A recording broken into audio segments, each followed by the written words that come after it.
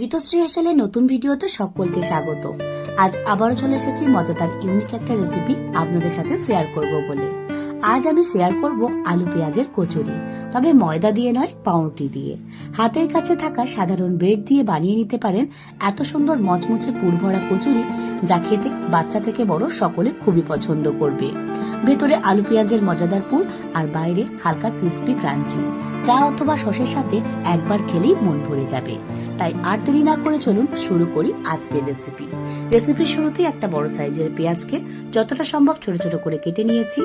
একইভাবে ঝালের জন্য কেটে নেব কাঁচা লঙ্কা আর ধনেপাতা। তো সব সবজি আমার কাটা হয়ে গেছে। এবার আমি এখানে নিয়ে নেব অল্প একটু আলু সিদ্ধ। এবার একটা সিম্পল ভাজা মশলা বানাবো। প্যানের মধ্যে দেব 2 চা চামচ গোটা ধনে, 2 চা চামচ মৌরি, 1 চা চামচ গোটা জিরে আর অল্প একটু গোলমরিচ। 10 থেকে 30 সেকেন্ড একটু নেড়ে নেব। তারপর গ্যাসের ওভেনটা অফ করে মশলাগুলোকে একটু ঠান্ডা হতে দেব। অন্যদিকে এই ফাঁকে প্যানের মধ্যে অল্প একটু জল দিয়ে জলটা গরম হলে তার মধ্যে 6টা শুকনো লঙ্কা ভিজিয়ে রাখবো। এবার সরাসরি মশলা আর 6-7 কোয়া রসুন, তার সাথে ভিজিয়ে রাখা শুকনো লঙ্কা দিয়ে অল্প একটু জল দিয়ে একটা স্মুথ পেস্ট বানিয়ে নেব। চাইলে ইজিলি আপনারা এটা শিলেও বেটে নিতে পারেন। দেখুন পেস্টটা বানানো হয়ে গেছে। এবার প্যানের মধ্যে অল্প একটু সরষের তেল দেব। তার সাথে ফোড়ন হিসেবে দেব 1 চা চামচ গোটা জিরে। সামান্য একটু নেড়ে নেব। তারপর দিয়ে দেব বেটে রাখা পেস্ট। শুকনো লঙ্কা, রসুন আর ভাজা মশলার যে পেস্টটা বানিয়ে রেখেছিলাম সেটা দেওয়ার পর খুব ভালো করে একটু নেড়ে নেব। 1 থেকে 2 মিনিট এইভাবে একটু নেড়ে নিলেই দেখবেন এক্সট্রা অয়েলটা বেরোতে শুরু করেছে। এই অবস্থায় দেব বেশি কমন কিছু মশলা। 1 চা চামচ ধনে গুঁড়ো, 1/2 চা চামচ জিরে গুঁড়ো। এবার এই গুঁড়ো মশলাগুলোকেও বাকি মশলার সাথে ভালো করে একটু মিশিয়ে নেব।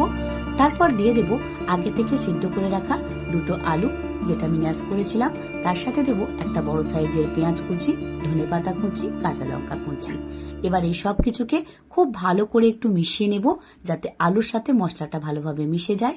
তারপর কালারের জন্য দেব 1 চা চামচ কাশ্মীরি লঙ্কার গুঁড়ো, 1/2 চা চামচ হলুদ গুঁড়ো আর অবশ্যই দিয়ে দেব 1 চা চামচ নুন। নুনটা আপনারা আপনাদের স্বাদ অনুযায়ী দিয়ে দেবেন। এবার এই সব কিছুকে খুব ভালো করে একটু মিশিয়ে নিতে হবে। সবকিছু দেওয়ার পর ভালো করে মিনিট খানেক একটু নেড়ে নেব। তারপর গ্যাসের ওভেনটা অফ করে দেব। এবার এই পুরটাকে একটা প্লেটের মধ্যে রেখে দেব। কচুরি বানানোর জন্য পুর তৈরি হয়ে গেছে। এবার এটা একটু ঠান্ডা হওয়া অবধি অপেক্ষা করব। এদিকে কচুরি বানানোর জন্য ব্রেডস নিয়েছি। কচুরি যেহেতু গোল হয়, তাই রাউন্ড শেপ দেওয়ার জন্য একটা গ্লাসের সাহায্যে হালকা একটু ঘুরিয়ে প্রেস দিলেই দেখবেন খুব সুন্দরভাবে কিন্তু ব্রেডস গুলো এরকম রাউন্ড শেপে তৈরি হয়ে যাচ্ছে। ভীষণই ইজি, আপনারাও পারবেন। দেখুন সবগুলোকেই আমি তৈরি করে নিয়েছি। এবার আমি একটা ব্যাটার বানাবো।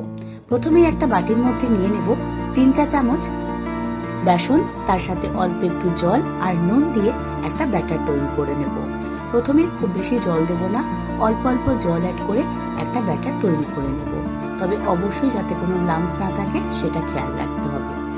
তাছাড়াও আরো একটা ব্যাটার তৈরি করে নেব। বাটির মধ্যে দেব 2 চা চামচ কর্নফ্লাওয়ার আর সাদা তেল। খুব ভালো করে দুটোকে মিশিয়ে একটা ব্যাটার তৈরি করে নেব।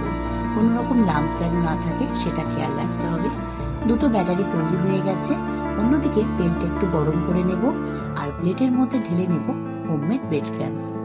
এবার পুরটাও আগের থেকে অনেকটা ঠান্ডা হয়ে গেছে। হাতের সাহায্যে অল্প অল্প করে নিয়ে একটা ছোট্ট রাউন্ড শেপ দিয়ে নেব। সবগুলোকেই কিন্তু প্রথমে এইভাবে অল্প অল্প নিয়ে রাউন্ড শেপ দিয়ে নেব। তারপর 2টো পাউরুটি নিয়ে মাঝ বরাবর পুরটা বসিয়ে সাইড দিয়ে কর্নফ্লাওয়ার আর তেলের যে ব্যাটারটা বানিয়েছিলাম সেটা দিয়ে খুব ভালো করে ব্রাশ করে নেব। অন্য যে পাউরুটি সেটাও কিন্তু খুব ভালোভাবে এক পিঠটা এইভাবে ব্রাশ করে নিতে হবে। তারপর অপর পাউরুটি দিয়ে পাউরুটিটাকে মুখটা ভালোভাবে ঢাকা দিয়ে হাতের সাহায্যে প্রেস দিয়ে নেব। এই ব্যাটারটা কিন্তু পাউরুটিগুলোকে লক করতে সাহায্য করবে। এটা ছাড়াও বেসনের যে ব্যাটারটা বানিয়েছি, এবার সেটাও ব্রাশের সাহায্যে এইভাবে 2 দিকে লাগিয়ে নেব। চাইলে ইজিলি আপনারা ব্যাটারের মধ্যে ভালোভাবে এটাকে ডুবিয়েও নিতে পারেন, তবে আমি এটাকে এইভাবেই বানাচ্ছি। 2 পিঠটাই ভালোভাবে লাগিয়ে নেওয়ার পর সরাসরি ব্রেড ক্রাম্বসের মধ্যে দিয়ে 2 দিকটাই খুব ভালো করে একটু কোট করে নেব। তারপর এক্সট্রা যে ক্রাম্বস সেটাকে কিন্তু হাতের সাহায্যে ভালো করে ঝেড়ে নেব। ভীষণই ইজি, আবারও দেখিয়ে দিচ্ছি। 2টো পাউরুটি নিয়ে মাঝ বরাবর পুরটাকে রাউন্ড শেপে বসিয়ে দেব। তারপর সাইডগুলোকে প্রথমে যে কর্নফ্লাওয়ার আর তেলের ব্যাটার বানিয়েছি সেটা দিয়ে চারিদিকটা ব্রাশ করে নেব। তারপর আবারও অপর যে পাউরুটি আছে সেটাতেও কিন্তু একইভাবে ব্রাশের সাহায্যে ব্যাটারটা লাগিয়ে নেব। ভালোভাবে লাগানো হয়ে গেলে একটা পাউরুটি দিয়ে অপর পাউরুটির পুরটাকে ঢেকে নেব। হাতের সাহায্যে এইভাবে একটু প্রেস দিয়ে নেব। তারপর বেসনের যে ব্যাটার সেটা দিয়ে ভালো করে এপিট ওপিট দু পিঠটাই এইভাবে ব্রাশ করে নেব। ইজিলি আপনারা, আবারও বলছি, এটা কিন্তু ব্যাটারের মধ্যে ডুবিয়ে ভালোভাবে কোটও করে নিতে পারেন। তারপর সরাসরি ক্ল্যাম্পসের মধ্যে দিয়ে দু পিঠটাই সমানভাবে কোট করে নেব।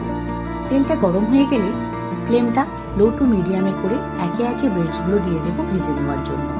গ্যাসের ফ্লেমটা অবশ্যই লো টু মিডিয়ামে রাখতে হবে। হাই থাকলে ওপরে কালার চলে এলেও ভেতরটা কাঁচা থেকে যাবে। লো টু মিডিয়াম ফ্লেমে 3 থেকে 4 মিনিট এপিট ওপিট উল্টে খুব ভালো করে এগুলোকে ভেজে নেব।